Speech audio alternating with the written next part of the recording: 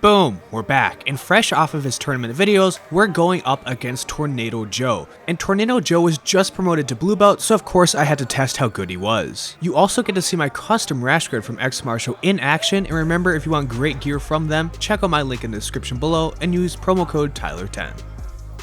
Joe has been improving his offensive wrestling quite a bit, and he shoots in for a nice single leg against me. I do wrap the head up towards the guillotine, and once I do this, he can't spin me out anymore because he completely stops moving. Make sure to continue driving on your shots so they won't choke you out with the guillotine.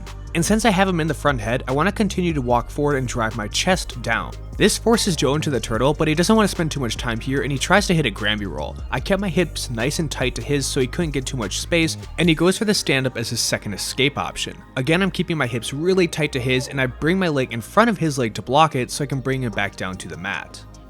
Joe feels a little zesty and he tries to throw his hips over mine, but I kept a strong body lock and this allowed me to keep control over him the whole time, and I shrinked my legs out just enough so I could get to his back.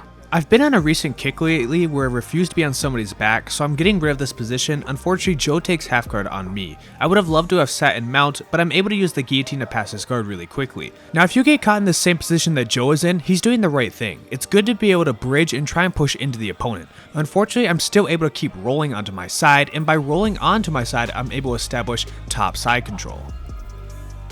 Joe should look to let go of my head so he can start shrimping. The longer he hangs onto my head, the less he's able to move. He goes for a little bit riskier of a technique by rolling all the way through, but this lands him right into a guillotine. And if you're shooting for guillotines all the time, you have to make sure you get your leg over their back because you don't want them to roll too far. He's trying to roll onto his back for safety, but then he makes a mistake by coming back into me and winds up in another guillotine, and this time he gets tapped for it.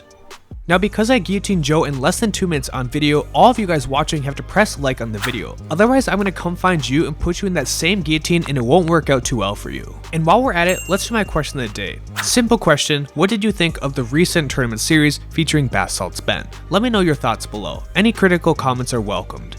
Now, I don't know if anybody can tell, but I've recently been lifting quite a bit and I've put on some actual weight. I've gained about 20 pounds and I'm up to 170, and it really helps out when I'm doing any type of wrestling. You'll see that with people like Joe, who are pretty strong in their own right and do quite a bit of lifting, aren't able to move me around like they'd like to. Now, once I have an underhook on Joe, he's trying to get me with a nice quick judo trip, but I throw him into the front head, snap him down, and then put him into another guillotine.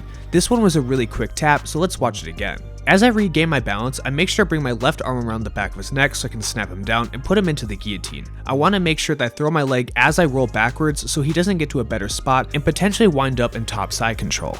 Joe has been guillotined twice already, but he's still doing pretty well in the roll. We have to remember there's a huge skill difference between the two of us, and I'm just glad to be able to test out Joe and see how he is now that he's a blue belt. I'm able to get to the Russian tie on Joe, and once I can get to his far shoulder, I'm able to drag him forward, then I can set up the easiest takedown in history. If we already have control over their back, it's really easy to transition into the single leg. We've already gotten rid of all the space. If I were staying in front of him, I'm already connected to his hip, so all I have to do is change my level, grab the leg, rotate out, and I get an easy takedown. I don't follow him to the mat because I don't want to wind up in his guard. This gives us an opportunity to jump past the guard or to set up other attacks. It's always best if we can avoid closed guard because they have too many options available to attack us, and we don't have very many to attack them.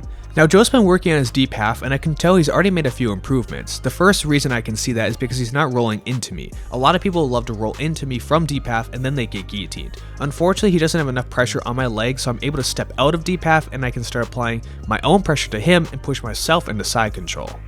Now, Joe has a big body to keep pinned down for too long, so I bring my knee over his belly and I start to establish mount. I use my right foot to be a butterfly hook and my left knee is on the mat. However, Joe does a nice job bumping me off of him, and then we get to return to wrestling, my favorite part of every roll. And it doesn't take me too long to shrug him off so I can return to another Russian tie. I throw the arm up and then I go to another single leg, but this time I lift the leg higher and I just simply push him to the mat. That's 2 single leg takedowns for me, and if you're not working some wrestling into your jiu-jitsu game, I don't even know what you're doing. The single leg is such a good takedown because you don't have to commit until you want to on your own terms. I'm now pushing my pressure onto Joe, but I didn't have to deal with his full guard at all. Instead, I'm already in half guard and I'm shoving my crown into his head until I can make enough space to wrap up another guillotine over his neck. Now, here's the thing about attacking. Not every single submission has to be used for a submission. A lot of times I just use the guillotine to advance myself into a better position. I'm able to throw myself into 3/4 mount and I start attacking Joe's head. He does keep his hands on my hip as he's trying to make a little bit of space, but as he makes too much space, I sink into another guillotine.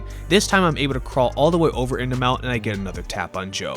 Now my heart monitor ended up falling out, so I had to just quickly throw that off to the side because the new thing I'm doing is tracking how many calories I actually burn in jiu-jitsu. What I think would be a really good video idea is to throw that monitor on Ben. I want to see how Ben's heart rate moves and how many calories he burns just from one round of rolling. I'm sure everybody here is very interested to see what the bath salts can do to your body in a short amount of time. Now we are getting pretty close to the end of this round, but we want to make sure we can get one more takedown for the video. Joe is getting a really good grip over me, and I bring out my body to the side so I can re-establish my own underhook. Once I have my right underhook, I can start working. I grab the leg and transition to another body lock. I want to be tight so he can't trip me, but then I bring my knee in front of his and drag him down to the mat. I almost wind up in a head and arm choke, but he's smart and brings his left elbow down to the mat fast enough, but I'm not able to get to the choke. If you appreciate the video, please make sure to like, comment, subscribe, and thanks to my current viewers and patrons. Congrats to Joe.